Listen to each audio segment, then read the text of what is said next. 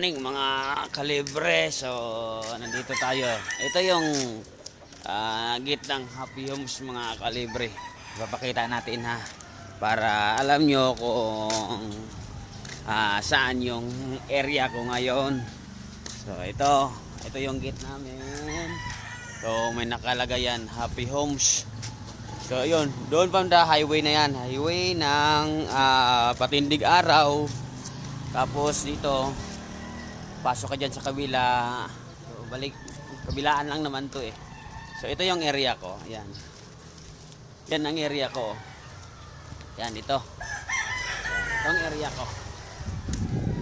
So, kikita natin yan. So, mismong harap lang ako ng gate, mga kalibre. So, ito. So, nakaready na yung ano natin. So, pang kape-kape. Yan, may mga aircon dyan.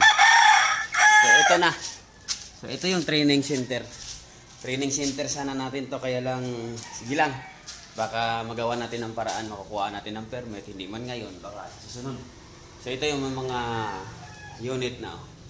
So naka-ready na sana yung one-stop shop natin. So yun. Yung monitor natin, may whiteboard tayo. So ito, ang dami nating mga upuan.